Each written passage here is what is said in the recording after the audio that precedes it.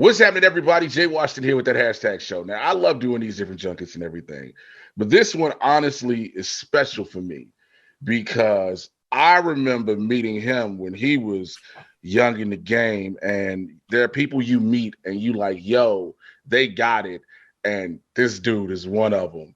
Like, Josh, you know how much you like was scared me and Xavier Lamont. We used to be like, yo, this dude is just naturally hilarious. And to see you now with your new Peacock special up here killing myself, Josh Johnson, man, I'm happy to see you, bro.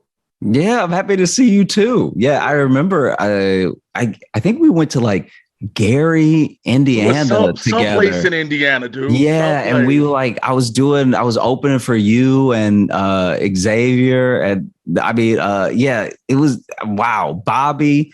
It was Bobby, yep. Xavier, you and I. That was that was great. That was those are back. And now to watch everything you've done from the Tonight Show to the Daily Show, opening for Trevor, and now this new special up here killing myself, which you got real deep in it, bro. You went real deep. Yeah.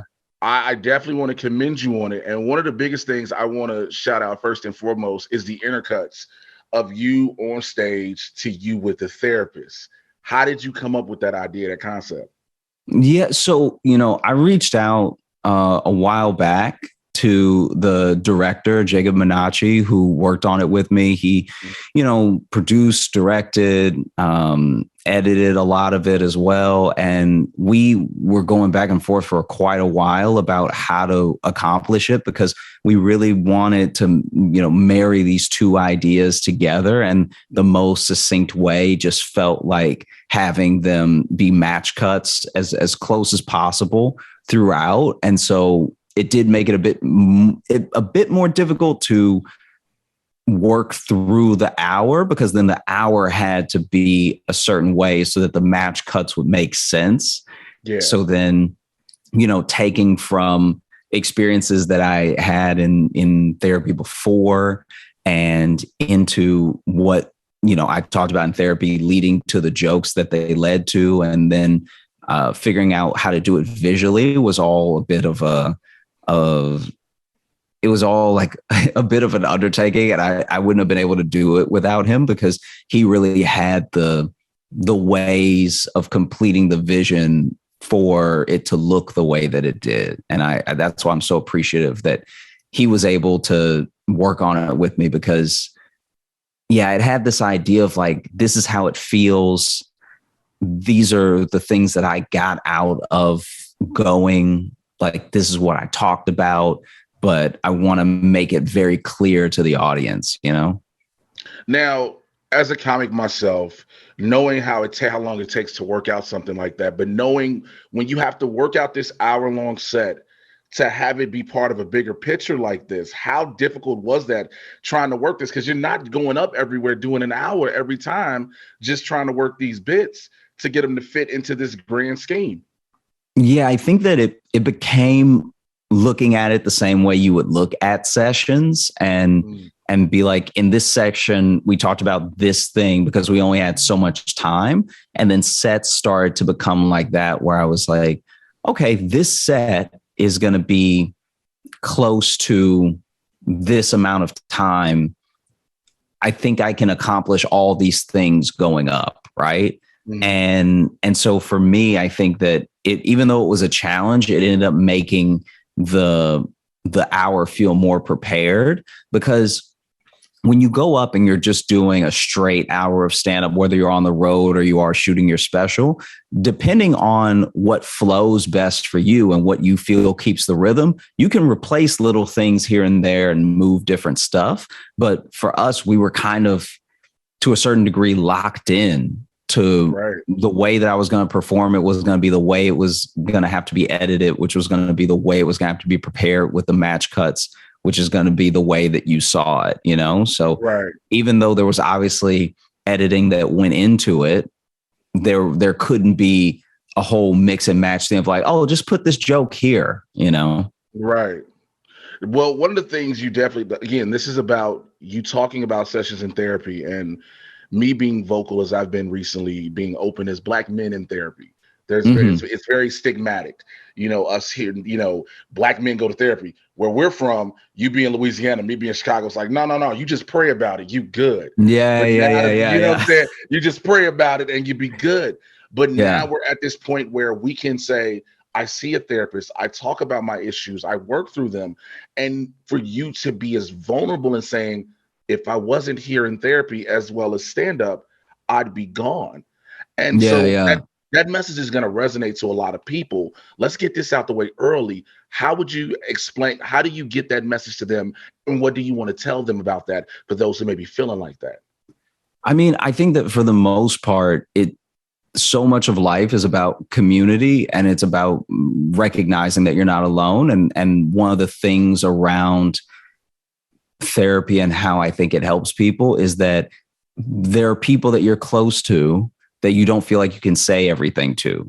So then being able to say this thing to a stranger and having people in your circle that you're close to means you're covered in all angles for how you might be going through something, or you might not know what to do next, or you might be feeling horrible about yourself and everything. And I think that for me, therapy being there as well as stand up meant that I had that exact thing. I had people I was close to that were stand ups that I could talk to about things as friends and as people who we all kind of want the same things out of our endeavor in, like, just artistically, like obviously career wise, everybody wants something different, but like we are able to talk to each other in a way that is the closeness that feels a person can feel supported. And then therapy feels like all the rest of the stuff that I can't believe I'm even saying out loud goes here, Mhm. And it's not just a place to have these like breakthrough moments. That's why the interstitials are throughout the special, is because therapy is a place to be petty. It's a place to, Man. it's a place to like while out, like things Mhm. that you really feel like you can't say other places. And so if somebody feels alone, if somebody feels desperate, I can't always speak to that desperation and where it came from, but as far as alone, you're not. There are billions of people on this planet, and so many of us feel the same way about most things. We're all fighting for the same things, and just in an individual way, we're all fighting for the same things, and we all feel so deeply that I think to pretend that we don't only leads to somewhat self-destruction. The thing that I'd say to people who felt like I felt is you're not going to regret reaching out. And so seeing someone, talking to someone, and then also trusting that your circle, if they're meant to be your circle, are going to be able to be leaned on, like I'm not saying it's not scary to be vulnerable with people, but I do think that there's some merit in processing things with everybody, like there's the process of going to therapy, which I think is really important. And then there's the process of trusting that your friendships are real bonds, Right. that like, this isn't just some drinking buddy and we don't just watch MMA together. This is someone who I could talk to Right. down the line when something happens. And so now it doesn't feel like all the weight is on one thing, and it's definitely not all on you, Mhm. Do you feel like with this special, everything you talked about in this special, from your upbringing to now, the transitions through comedy, everything you've gone through to this special, do you feel like you've come full circle? I guess to a certain degree. I mean, I definitely hope the circle's not closed. Well, I mean, like you've completed this. Well, I should say you completed this big grand chapter of your life. Sure. I think so. I think that there's something to be said for where I go from here will feel different than things that I've done before. Mhm. And, I was saying it to someone else earlier about how when it's hard for artists, especially when you put so much into this and everything, to admit when you've been lucky. And so, every personal triumph is because of, my hard work and my genius. And every failing is because, the world's against me. It's like luck plays a big part in all of our lives, Mhm. And so I think that this next sort of chapter, as you put it, and everything is going to be more about taking that luck that I've had and taking the things that I've learned and starting to create more things that hopefully do what this special is doing, but with different topics and in a way that builds a deeper understanding of myself and my understanding of comedy that can bring a better version of comedy to people. Man, I love to hear that. I'm going to bring up a bit you talk about in the special that only people who have been to New York understand, and it's seeing the dudes on the train. Bro, yeah. Bro, when I was in here crying, laughing, because having gone to New York to perform, having had to ride the train, you see those, and then you say you go from one dude who's crazy to another dude who's really crazy. It's like people, I guess, if they're not in New York, don't understand that if they've never been there. Yeah, and it's also a thing of like, because you know, I bring up the joke in relation to me being nervous about like taking on more responsibility in life and just like the things that life can throw at you and everything. But also, I think that there's a version that's like the most heightened version, but there's a version of that people deal with, I think, day to day. There's someone at your work that's annoying. And you think they're annoying until a new person comes and they're truly a monster. So now you and the annoying guy are like, this guy, oh my gosh, right? You're like, I thought you were bad, but him, huh? Jesus Yeah. Sometimes the annoying guy will be like, I thought I was bad. And then this guy. Before we get ready to wrap everything, close it out, at the end, you give a shout out to 3 people that were close to the both of us. Sean, Andrew, and Brody. And for those unfamiliar, we lost all 3 to suicide. And it has been something that is in our community heavily as of recently as stand-up comics. Do you think this will resonate more to our community as comics as much as it will the general public? I mean, I hope it does. I think that there's definitely amongst comics sometimes there's a thing of like, when a person tries to do something different, they have to be careful about how many degrees different it is from the traditional stand-up special. Because I think that if it's too wild and different, sometimes it gets rejected by the very, like the very community that they come from.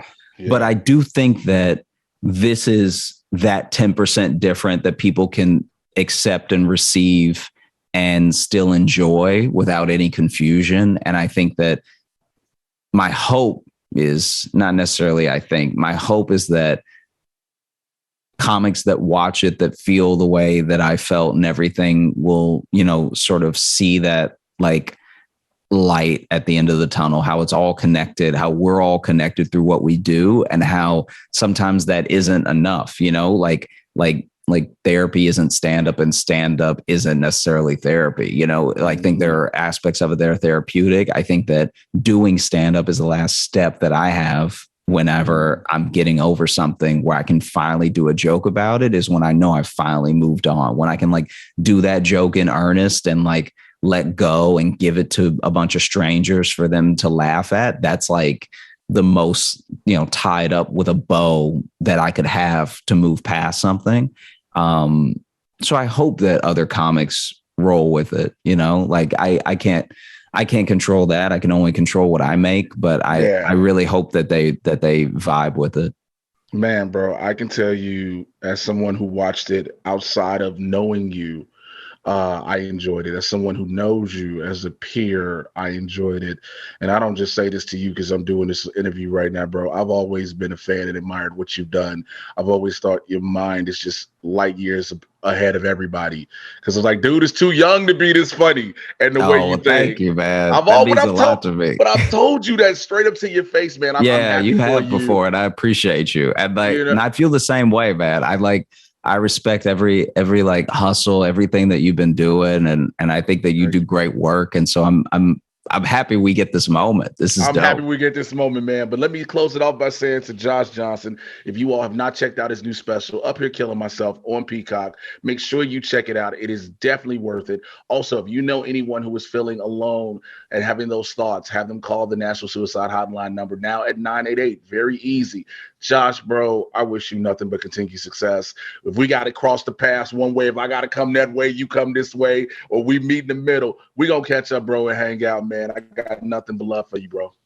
Thank you, man. I appreciate you, and I'll talk to you soon. All right, take care.